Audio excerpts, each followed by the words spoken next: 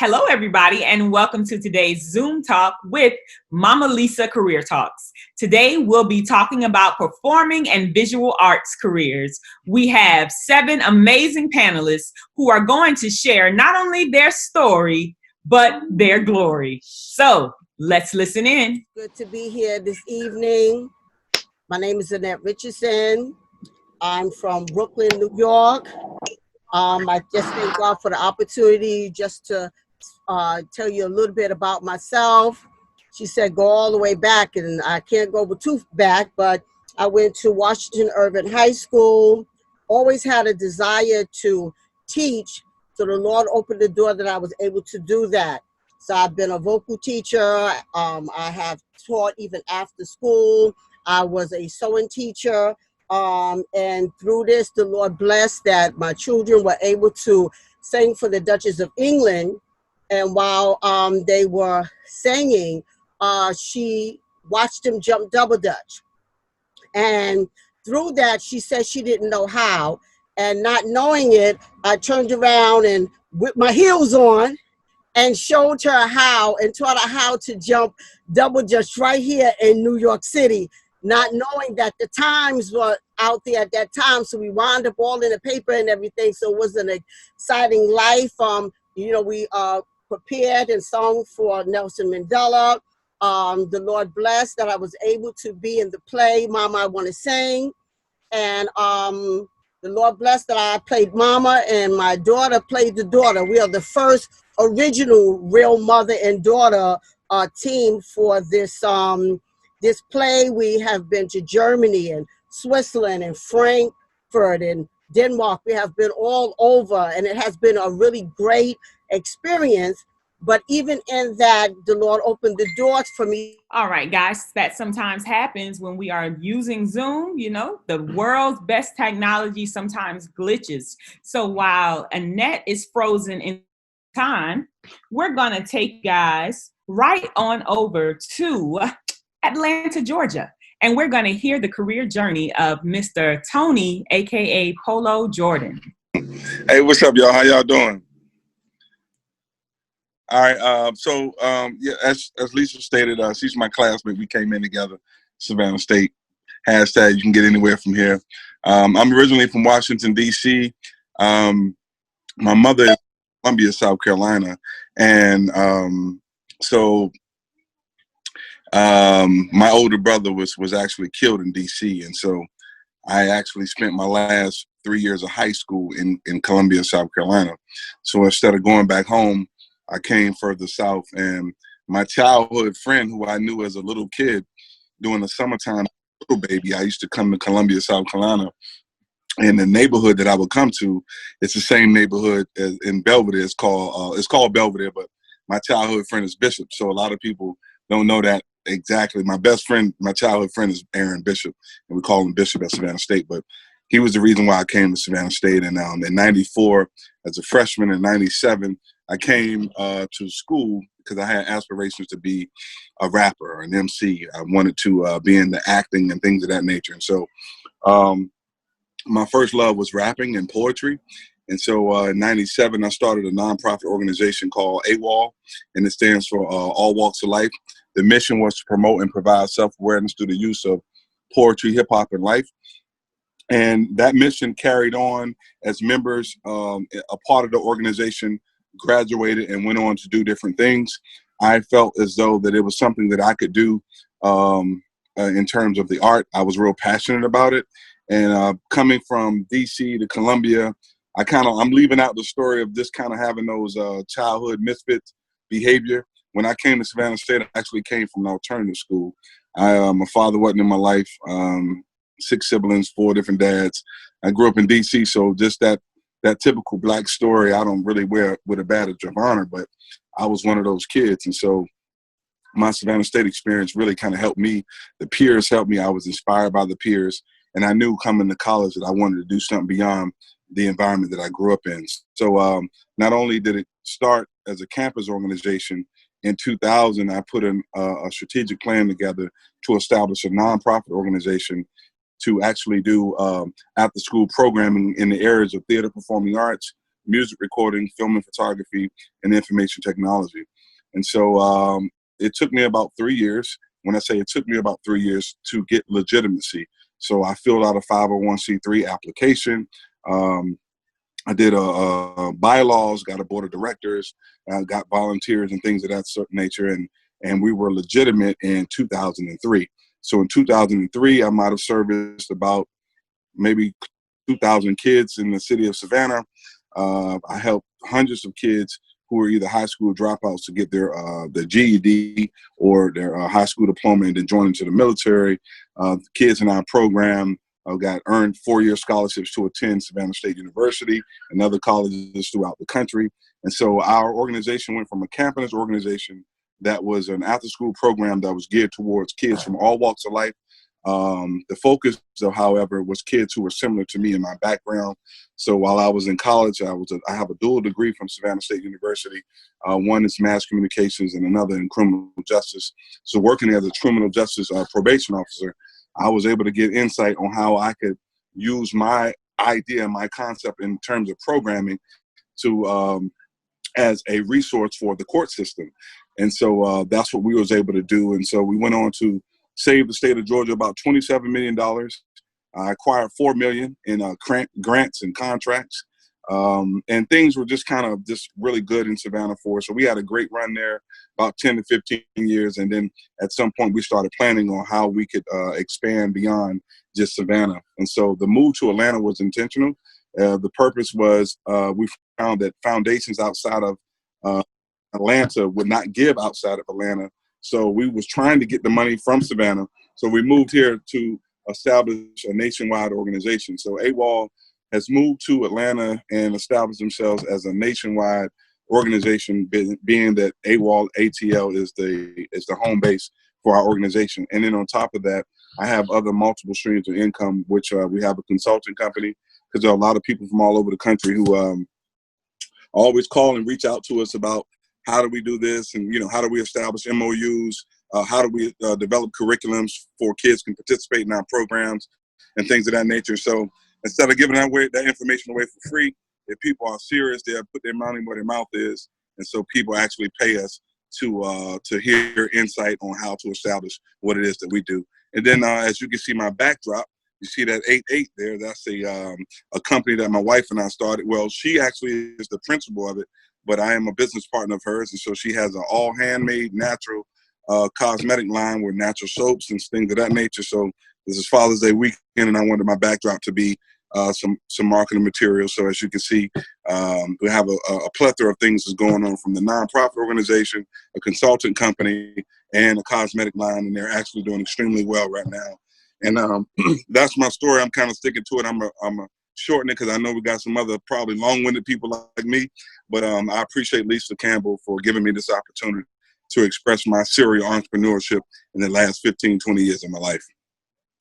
All righty. And Polo, before we move away from you, you do have a question that has popped up in the chat. What is an MOU? If you can tell. Okay. Oh, that's a great question. I don't know who's watching, but MOU is a memorandum of understanding, or you could have it as a MOA, which is a memorandum of agreement. And that's between you and whatever entity. For example, AWOL. So AWOL, All Walks of Life, is a nonprofit organization. We had a MOU with Chatham County Juvenile Court. And the MOU, basically the language said that we will provide services in the areas of film, theater, so on and so forth, to the kids who are coming from the juvenile court. In fact, we even got more specific, which means that we said we will provide services for 75 kids. And those 75 kids will go through our program, and we will make sure that they do not reoffend. So if they're in through juvenile court, they've already committed some little small level of crime, but we're saying if they come to our program in that MOU, we're going to make sure they don't reoffend. So that's what the MOU is for. I hope that kind of clears that up for you. All right. Thank you very much. Now we have Miss Annette Richardson. She had come back online with us, and you left off when you were talking about jumping double dutch with the Duchess of York in New York.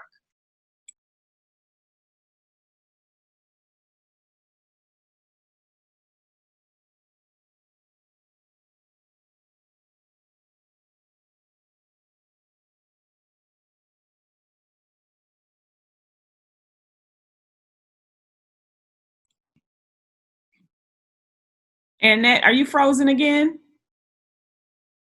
Okay, guys, it looks like she's frozen again. So we are going to head over to the big state of Texas, and we're going to hear from Mr. Jay Andrews, the visual artist, on the line tonight.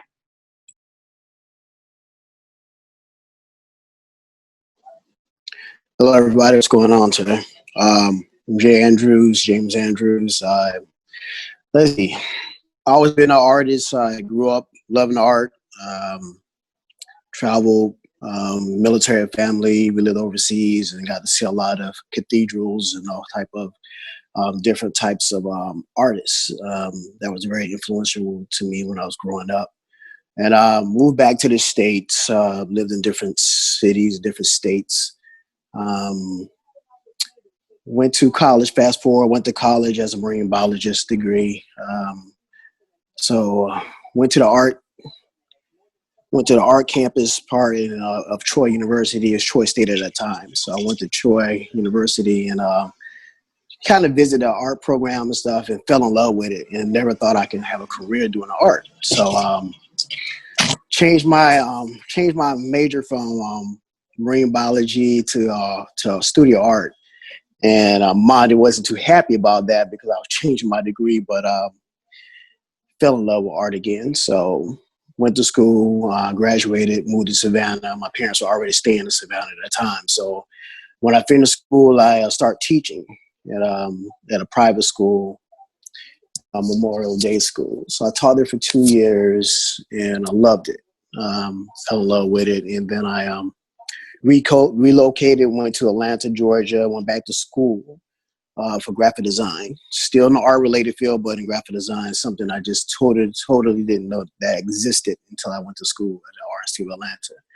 So I went to school there, got a job at the CDC, which is Center for Disease Control. So I was a graphic design specialist there for 14 years. So I designed different types of I guess, medical type research. I have a lot of epidemiologists. I would take their work and made it into graphics for different types of entities like the hospitals, just different places that you can just reach the public for health reasons. I worked on the influenza campaign. That's how I got brought in. And I got hired exactly 2 months before 9/11. Some people might not remember that if they were born after that. But I got hired from 2 months before 9/11. So we did a lot of bioterrorism type of stuff like smallpox, anthrax. So we did a lot of graphic designing for that aspects of it so that we can make the public aware of those things. So I started teaching as an adjunct professor while I was working at the CDC doing graphic design at 2 different type of colleges. One was at Griffin Technical College. I was teaching there, teaching graphic design, teaching them how to lay out, use art to be able to be very creative as well. So I did that for 14 years as a contractor, and then I went back into teaching art, and I'm still doing it now to this day. I do a lot of personal classes for people. I paint murals around the city. I actually did one downtown Dallas for Black Lives Matter. Me and a couple of interns, we painted a mural downtown. So there's a lot of careers that you can do in art. I had a student from Savannah that I was teaching in Memorial Day School. She's actually over the Georgia Art Association now in Georgia, and also she's an art professor as well. So there's a lot of influences that I have done from a lot of kids I've taught in different states. I taught in Georgia, I taught in Florida, I taught in Alabama, and now I've taught also here in Dallas as well. So art is so therapeutic, and so when people want to teach art or know about art, I mean, it's just endless things that you can just do concerning art. So, but that's it. I'm just an artist. That's all I can say about that. And that's one of my pieces behind me too. Thank you so much, Jay. I was going to bring that to everybody's attention. Can you tell everybody if they would like to go online and purchase some of your items? I'm sorry, I didn't hear your question, Lisa. Can you tell everyone how they can purchase art from Art by Jay Andrews? Oh, you can go on my Instagram, Art by Jay Andrews. I have a Facebook page, Art by Jay Andrews as well. And you can always inbox me and stuff, because a lot of stuff, you know, I make one of a kind and sell. And even if you want to buy prints and stuff, well, I can buy prints, make prints and stuff for it too. All righty. Thank you so much. Now we're going to try and journey back on up to New York again. Annette, if you can go ahead and pick up where you left off, jumping double dutch with the Duchess of York.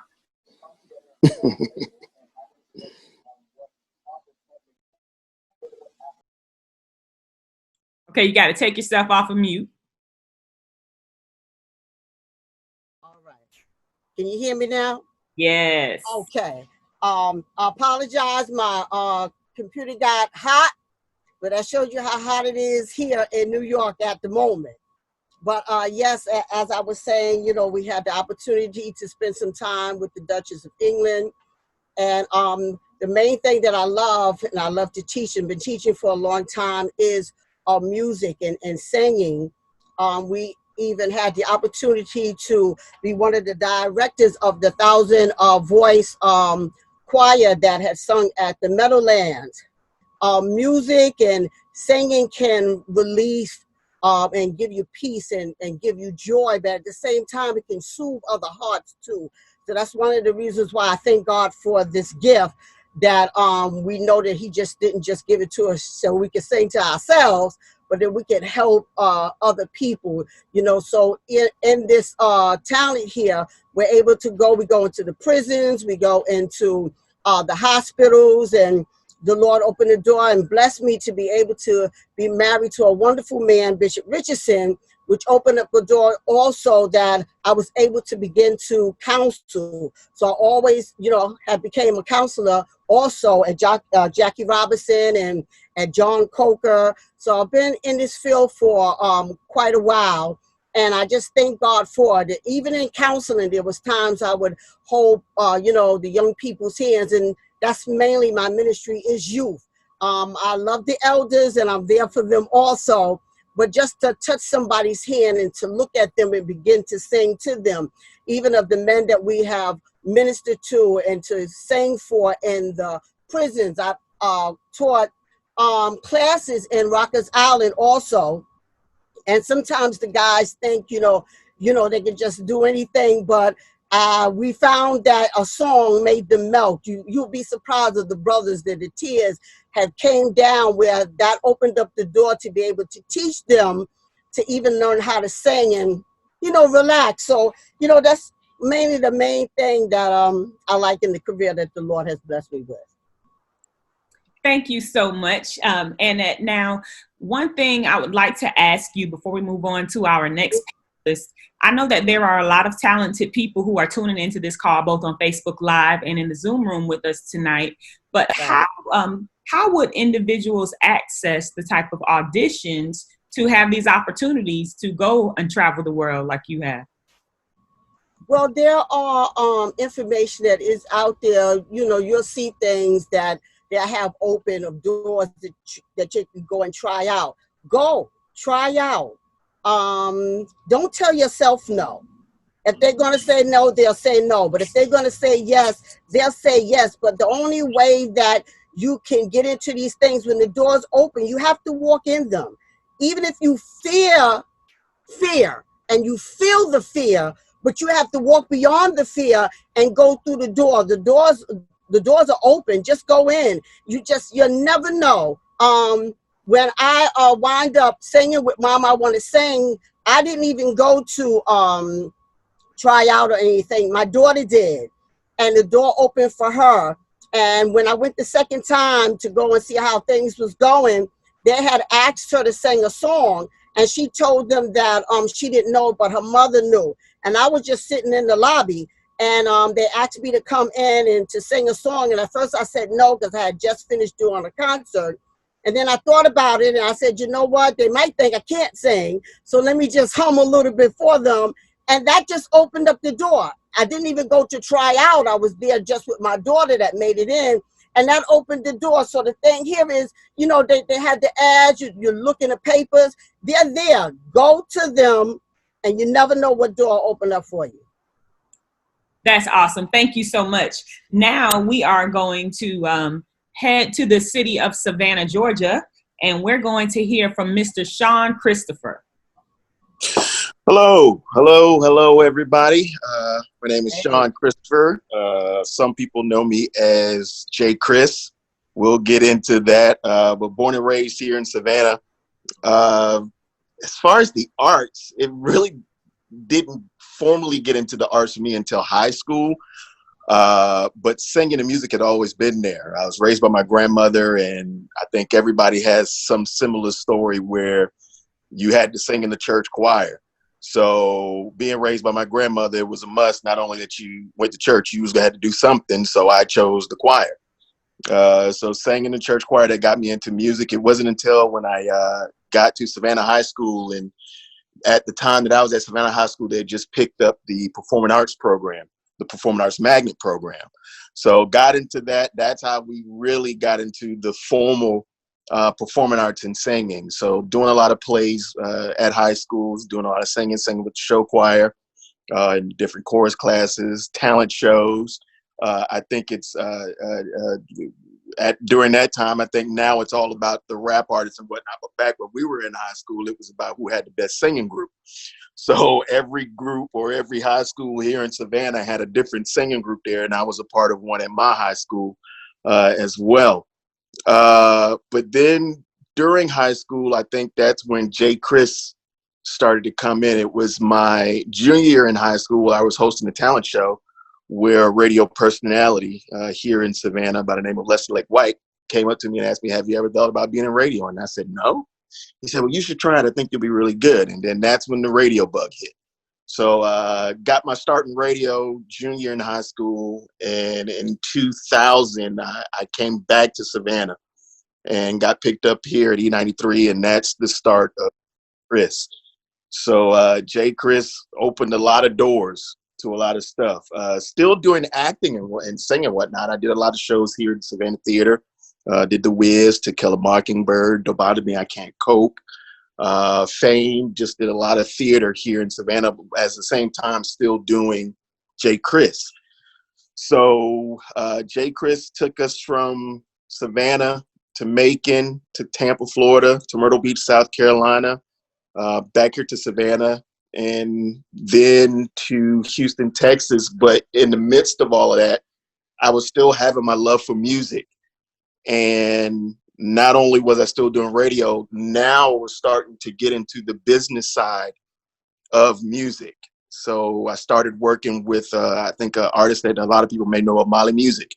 Molly Music was an artist who lived here in Savannah. We was working for him before he got signed. And once it went on from there, after my radio gig in Tampa, I got picked up by a record label in Washington by a recording artist by the name of Ernest Pugh.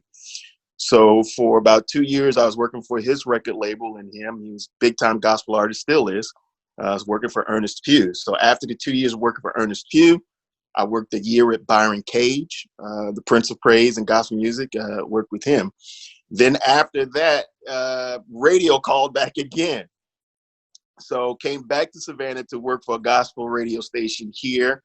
Then after about a year of working here, I got called to be an executive producer for a nationally syndicated show that was based out of Houston, Texas. That was being hosted by a big-time gospel artist named James Fortune. So was there and doing our thing for Houston. And then that's when I was doing all of this stuff for everybody else. And I was like, how can I do this for me?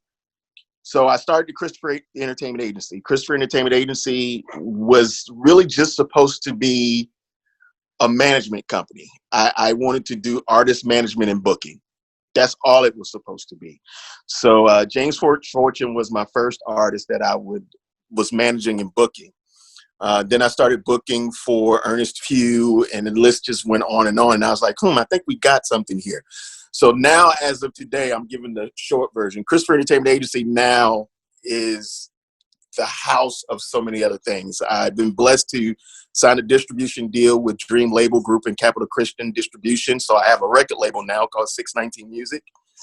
Christopher Entertainment Agency is still we're still an artist booking and artist management.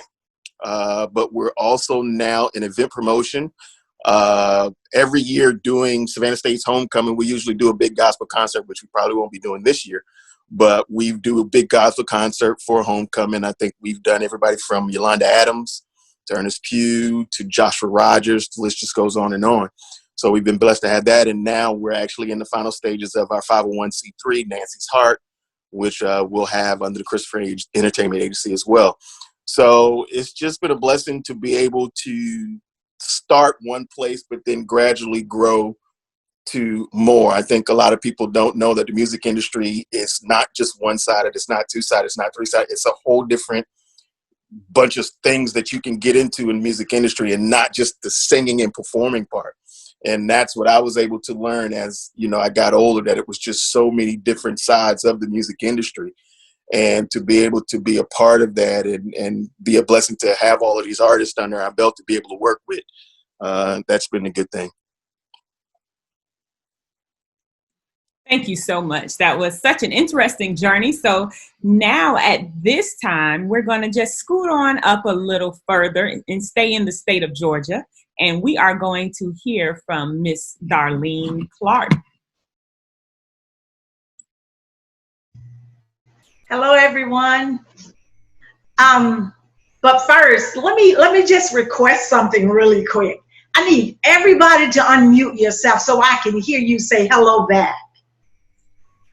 Hello. Thank you. Hello. Thank you. Thank What's you. going on? Thank you. And we can feel some real connect.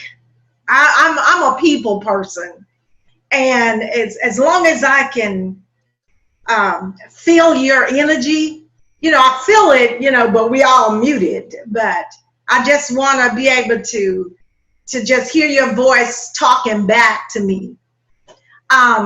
First, I want to thank Lisa.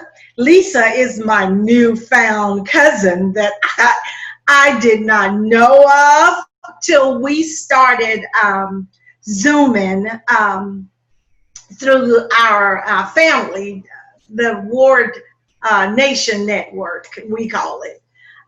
Thank you, Lisa, for allowing me to come on board. I'm so honored to be among so many artists, people in the field. I mean, this is really, really, really good, really good. So I just want to briefly say, let me see what time it is. I'm not, who's that? Was it Tony that said, hopefully nobody won't be as long as he, so I'm really, really trying not to be long. But it's just so much to try to put all together in one little 2 or 3 little minutes. But I just wanted to introduce myself and tell you the career path that I am in. I am, first and foremost, I'm a wife, I'm a mother, a grandmother.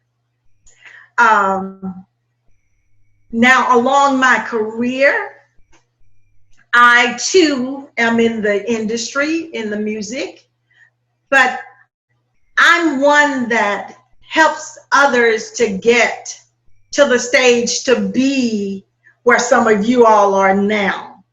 I am a music teacher. I am a vocal coach. My path has led me here because I just love music. And as we all know, music is a universal language. Everybody speaks it. Whether you think you are not, you are. I mean, it actually, like it says, music makes the world go around. And it does. It truly does. That's one factor that everybody connects with at some point. At some point. I don't know. I'm looking at my screen, but I'm not looking at my camera. Sorry. So if I looks like I'm looking away, because this is what helps me stay grounded to do this. Like I said, I have been in the music industry area for over over 25 years. I have taught many, many students. I just recently, in the last 2 years, moved here from Alabama. Matter of fact, Dothan, Alabama. I don't know if any of you have ever heard of Dothan, Alabama. My hometown is Abbeville, Alabama. We are like in the southeast corner. I was in the southeast corner of Alabama. Now, the reason I ended up coming to Georgia is due to my husband's career. But when you know that you are grounded in something, I don't care where you move. God has a place for you. And true enough, I was not afraid to make the move with my career because I knew that I could get on board here to teach other students, because I've always had this this motto that, or a thing saying that God puts you in a certain place for a season. And my season is now in Atlanta. So when I came here running. And the path led me to students and doing recitals within 2 months. So I know, thank God, that He has a place, and what God had for me, it was for me. So I'm thankful that I serve a good God. With my career, I have taught, like I say, many students, and that has carried many umbrellas. I have engaged in camps. I was one of the directors of when Ruben Studdard first came on board with American Idol. He was doing summer camps across the country. Well, in particular, I think 2 or 3.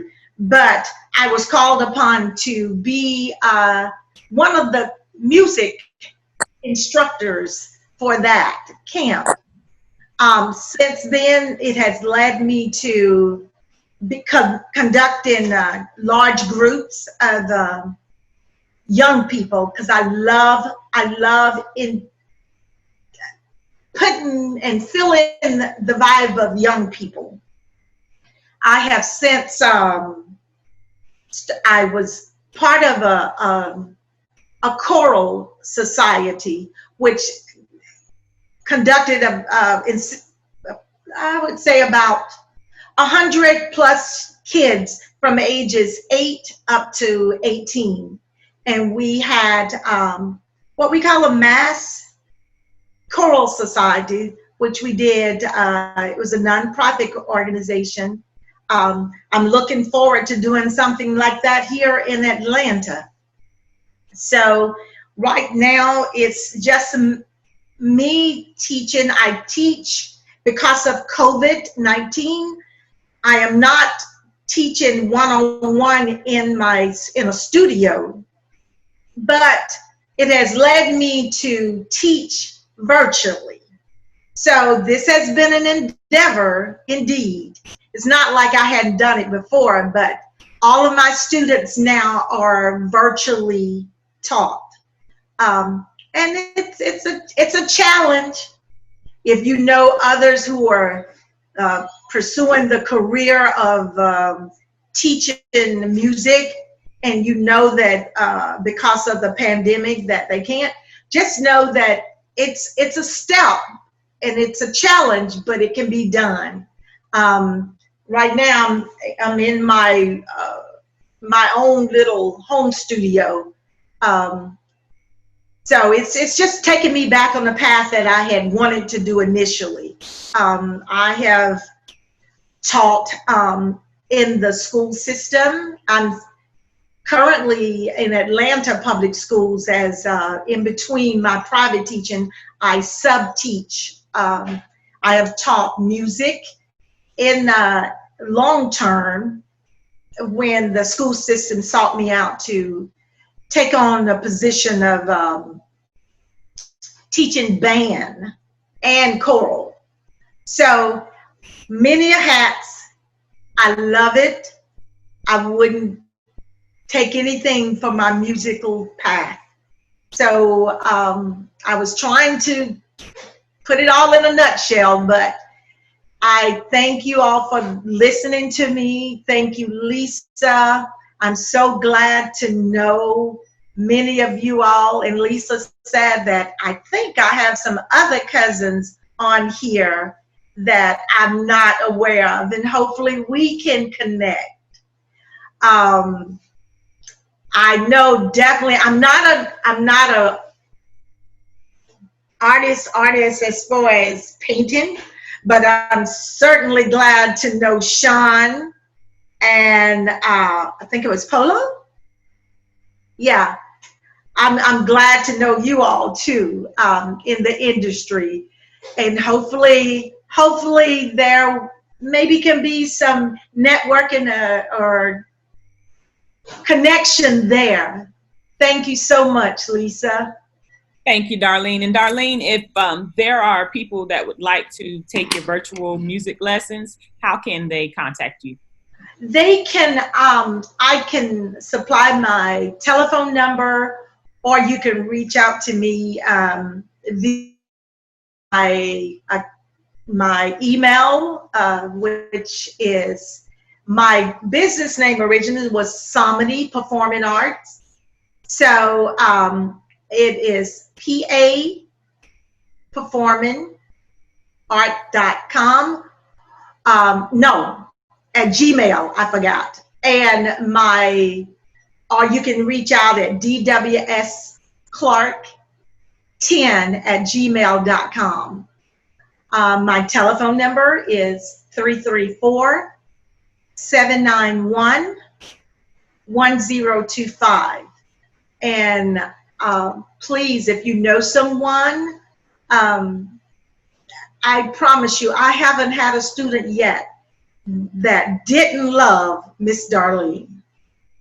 And I teach from children to adults. And vocally, I'm still supplying those. I've had some artists, up and coming artists here in Atlanta, and I've worked with a record label here to groom some of their artists coming up. So it's been good here in Atlanta. All righty. Well, we are going to hear from our final panelist for the evening, and that's going to take us all the way over to the state of California, and we're going to hear from Miss Keisha Richardson-Motes.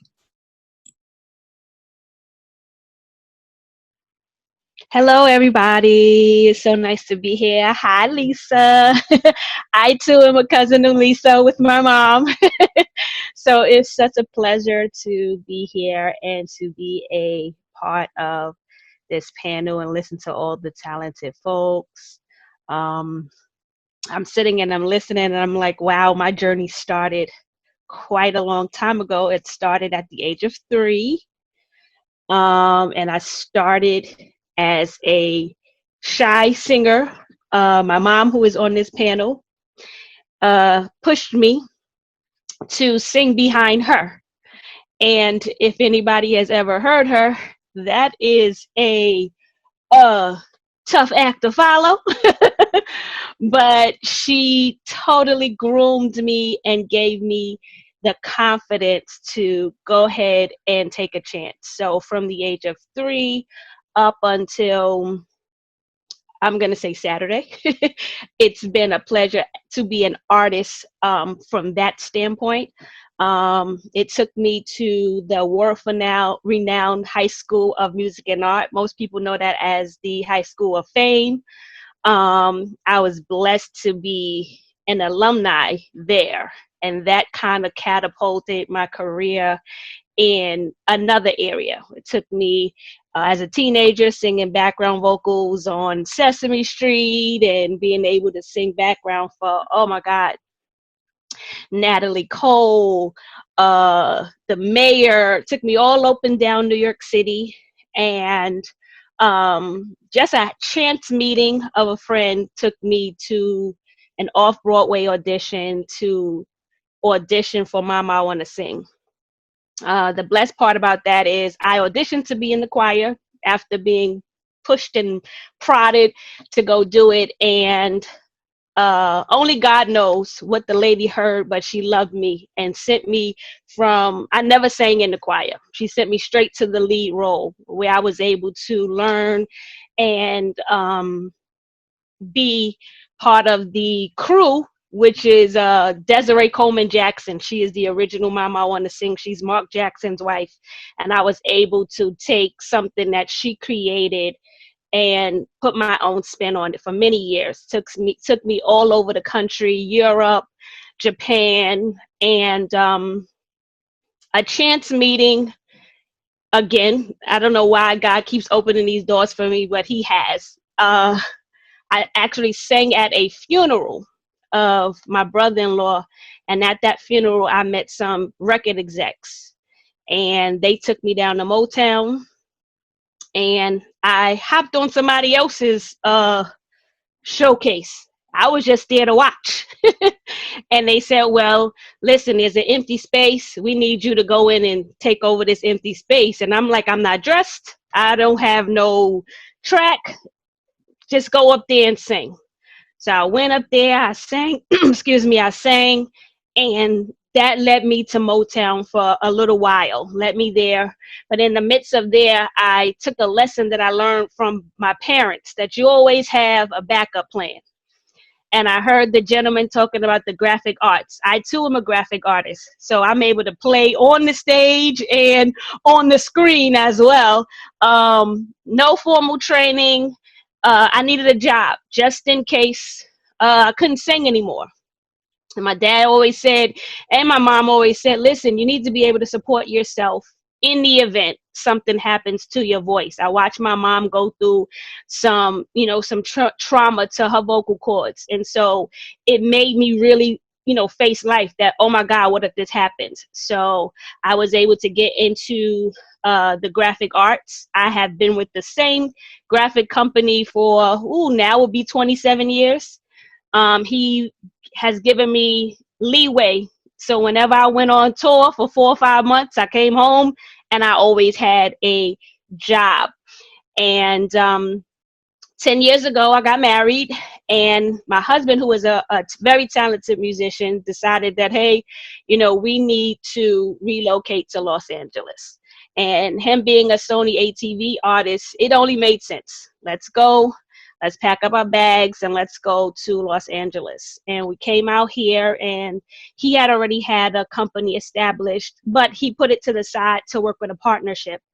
And once the partnership dissolved, him and I picked up and made sure that Motesart Productions was something that, we could be proud of. And he's worked with Celine Dion, and oh my God, the list goes on of, what Motesart Productions has done. We decided to start a clothing line, madebymotes.com, where we sell hats and shirts, and it's part of the legacy of, what we tried to leave behind, what we want to leave behind for our children. And in the midst of that, still doing the music, still doing the graphics. I have done, I work with several artists as far as doing graphics for album covers and CD releases and book covers and book reviews. And I just feel like I've been really blessed to have been able to play on both sides of the spectrum, being able to sing background for people like Tyrese, and being part of the Motown 25 choir. I was able to do the NBC choir, which was directed by my mom. I was able to just, play around and do some things that I feel like, some people need to understand that we can play on both sides. You don't have to necessarily be in the front of the camera to be successful. You can be behind the cameras. You can be behind the soundboard. You can be behind, the artist and still make a major impact and do something very positive with your life. And so I am just so happy to be here. I'm happy to see all the artists across the board. We all on different time zones, but the sentiments is still the same. So thank you, Lisa, for inviting me and letting me come and share just a little bit of my story with you guys. Thank you so much. Now, guys, we're going to give it up. All right, so we're going to move over into the lightning round. This is round 2. And at this point now, and just to let you guys know, our time is kind of running a little short. So what we want to do is share some of the challenges that you have overcome in your career. Or you can also talk about some of the other things that keep your life full outside of work. So we're going to take about 90 seconds to kind of elaborate, but I ask you to please go deep, because this is the moment in the show where we're able to inspire at a greater level. We've now heard your glory, but now tell us a little bit of the story. And we're going to start with Keisha. Wow. Okay. Let's see. The most major impact is where, for me, I had to make a life or death choice. My life or death choice was either birth my child or have a music career. When I was at Motown, I learned that I was pregnant with my daughter. And without nothing, they told me it's either have a baby or have a music career. And I felt as if I got rid of my child and pursued this music career, I would never be successful. So for me, that was a turning point. And I always use that to say, listen, no matter what challenges come your way, make the best decision that you're going to be able to live with. My motto is don't do anything you can't look yourself in the mirror and admit it. And so I knew that if I chose my career over my child, I would never be able to live that down. So that was a huge challenge. And for me, it was the best decision I ever made in my whole life. I am so glad you made that decision, because I have enjoyed watching that sweet girl grow up over the years. Thank you. And that's the big one, not the little one. This is the big one, the 19-year-old. I know exactly. And now we're going to go to Polo, because Polo was ready. He was ready. So we want to hear, what have you overcome, Mr. Tony Polo? Well, that story was very inspiring. I would probably have to say I can relate completely, because my son, my oldest son, I have 2 sons, and my oldest son was born on the autistic spectrum, and so for a while I kind of felt I felt deflated initially, because he was my firstborn. He was my first son. So I was excited. I was one of those dads that was like reading books, like, oh, he's supposed to be like saying blah, blah, da, da at this stage, and so on and so forth. And so what happened was I went from saying to myself, which was a huge challenge for me, I was like, well, damn, God, I've been through everything in my life. You know, my mom had 6 of us. You know, a guy stood over my brother, killed him. I got put out of every school I attended. I went to college. I graduated from college. I changed my life. And then all of a sudden, you know, my first child is someone who's born with a disability. And I took that mindset, and somehow, I'll be honest with you, I have to give God the credit, because somehow my heart and my mind shifted, and it shifted to the place of I am blessed, because I am somebody who wasn't academically challenged. I have the know-how, the intellect, and I'm willing to listen to people's struggles, people who can relate. And I feel like as a parent, as a father, and that I had enough resources that I would be able to intervene. I won't be embarrassed about what's wrong with my child if I can help another family.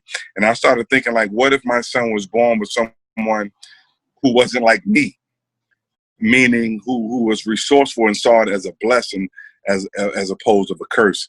So I go hard at everything I do. I call myself a serial entrepreneur, because I don't want to leave this earth and my son have to depend on anybody else.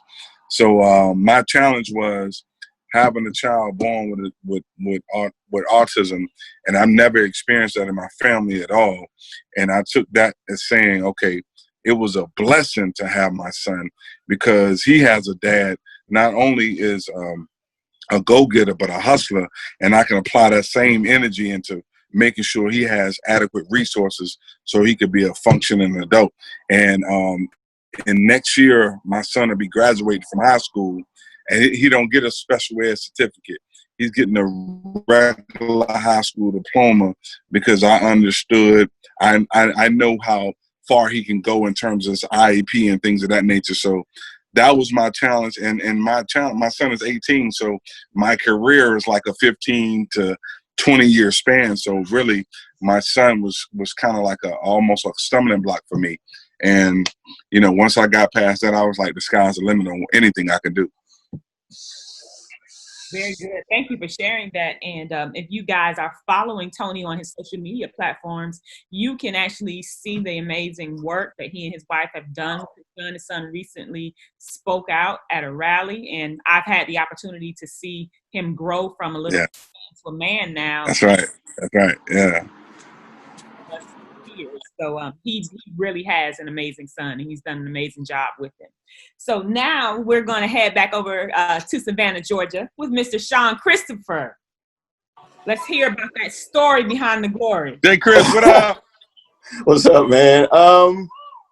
Wow, I guess the story for me will be a story for just about anybody. I can't make anything specific. I think when you're doing something, you want to be successful with it, and you always have those issues of where you aren't as successful as you want to be, and you don't think it's for you. I think there were times when I was in the radio industry, and in the radio you have the ratings period, and the ratings will come out, and if the ratings wasn't good and you sucked at it, you would ask questions if it were, you know, this was for you. Do I need to go and find something else? Because even with radio, anybody can do radio, but if you're not pulling in the ratings and the numbers, they're going to get rid of you. So the first couple of times when it came out, it was like, okay, you're not getting those ratings, but you got to make yourself better. So you do that. And then for the other side of it and getting into the industry, for me, I think a lot of artists, even the performers, they have that issue too. Is this, everybody thinks that their record is a hit record. It doesn't matter until that record hits radio, and the people who are the listeners to it, those are the people who tell you if that's a hit record. Then you put it out there. If the record doesn't do much, again, you start second guessing if this is what I'm supposed to do. With being on all sides of that, I think it was just a thing where you just had to stay focused. And that was me. I stayed focused. I stayed the course. I didn't let anybody else tell me what was and what wasn't. We stayed the course and we did what we did. And not only that, we learned more. You know, I think, I don't know the saying, but what is it? If you keep doing the same thing over and over and over, that becomes insanity. Well, no, we did things, and if it didn't work, we said, okay, well, let's see if we turn something here, if we twitch something here, let's see how this worked, and it worked. So I think it was just, you know, having those first few times where it didn't work and you thought you was a failure, but you just kept going and said, no, I'm just going to keep going. And I think, again, that's probably for all of us. I think everybody's had that same similar story where the first time it just didn't work and they just made some things happen and it did. So that would be mine. Thank you very much, Mr. Christopher. Now we are going to go back over to Texas. And Jay, let's hear more of your story. Sorry, trying to mute myself. What's up, Jay Chris? Let's see, man. There's so many things that was obstacles in my life, as well. Having a kid in college and trying to, you know, maintain my grades and figure it out while I was in my college years. But I think becoming a teacher was challenging because I didn't know, as a 25-year-old kid and trying to teach kids that are almost your age, 18 years old. That was challenging. And then not knowing if that's what I wanted to do all my life, as being a school teacher and stuff. And so, you know, I knew I wanted to be involved with art. And so that's why I said when I got into the graphic design aspects of it and tried to chase money. That's what I was chasing at first. So I was chasing the money. And then I just wasn't feeling happy about it, and then I got back into the arts and stuff and painting and start reaching young lives and stuff by teaching them how to paint, just seeing them smile. And I think that right there that was my calling. Like, okay, this is what I'm supposed to do. Money will come, if it don't come, whatever, but I'm happy. But that was just a challenge. Like, is art enough to make a living, to take care of my kids, to take care of my wife and stuff? But it has been perfect. Everything has been clicking like it's supposed to be. So I think that's been my glory and I guess fear as well throughout my life. All righty. Thank you so much, Jay. Now, at this time, we are going to head on over to Atlanta and hear from Darlene.